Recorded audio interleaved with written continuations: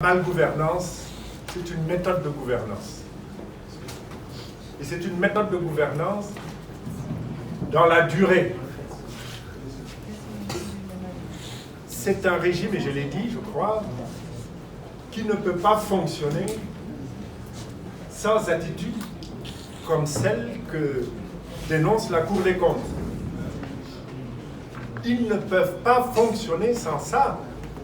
Et tous ceux qui vont vers ce régime, qui appartiennent à ce régime, considèrent que c'est comme cela qu'il faut fonctionner. Cela est dit peut-être parfois avec à mots couverts.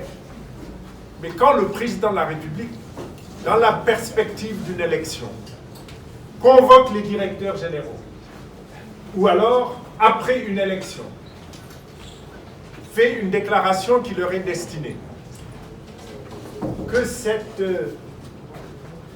déclaration, cet invite, va dans le sens du « qui échoue, je le débarque », qui échoue politiquement. Cela veut dire ce que ça veut dire. On vous met à un poste où on ne vous demande pas d'être au service des populations sénégalaises, on vous confie un fromage où on ne vous demande pas d'en faire jouir les Sénégalais et les Sénégalaises, on vous demande de gagner des élections. Ça veut dire quoi? Ça veut dire qu'on met à votre disposition un moyen de faire de la politique politicienne, sans plus. Donc ils savent que c'est comme ça que ça fonctionne. Et vous ne pouvez pas non plus avoir à la tête des attitudes qui sont connues, par exemple le cas de Petro-Tim, et exiger en dessous que tout le monde marche droit.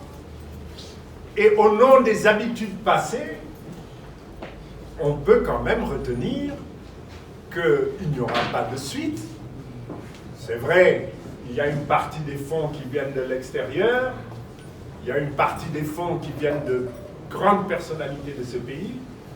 On va forcément faire un peu semblant, mais dans des limites très étroites. Quelques lampistes vont payer, c'est sûr, mais les vrais responsables, jamais. Rappelez-vous quand même que nous sommes dans un pays où le président de la République s'est transformé en magistrat instructeur. Il a dit, il y a des dossiers, j'ai mis le coude, sinon ça... Non. Il a dit, il y a des gens qu'on poursuit, il y a des gens qu'on ne poursuit pas. On n'est pas égaux devant la loi. Ce sont ces principes de gouvernance. Rien ne va changer. Non seulement, retenez bien ce que je vous dis là, non seulement il n'y aura pas de sanctions au-delà de quelques petits lampistes, après avoir réduit l'importance du mal et de la faute, parce que ça commence par ça. Non, non, non, c'est pas grand-chose, il n'y a que quelques milliards, il n'y a que 1%, un peu moins, etc., etc. Donc déjà, c'est pas une faute grave. Ça prépare quoi? On est déjà dans l'instruction, hein. On nous avait dit à ça. C'est pas grave. Bon, maintenant, on va limiter ça à des personnes pas trop importantes parce que c'est pas grave. Et après coup, il y aura quelques peines, etc. Et on continue. Ça va continuer. Je dois malheureusement souligner que le régime en place a retenu de faire courir des risques forts et nombreux au Sénégal en 2020. Parce qu'ils n'ont pas le Sénégal au cœur. Parce que ces personnes ne sont là que pour elles-mêmes et leur famille, leur propre projet personnel d'enrichissement illicite. Que l'on s'interroge sur les secteurs qui marchent dans ce pays. Après 10 ans de pouvoir, on peut citer peut-être l'investissement pétrolier, ils le font eux-mêmes dans le dernier budget. Mais quelle est l'importance du contenu local? Quelle est la part qui profite aux Sénégalais? On peut citer également l'immobilier de luxe. Mais il est démontré en économie que lorsqu'il n'y a pas évolution conséquente de la productivité dans une économie, l'investissement immobilier est un refuge de blanchiment. Voilà ce qu'il faut dire. C'est l'argent volé qui principalement se réinvestit dans l'immobilier de luxe et le fait marcher.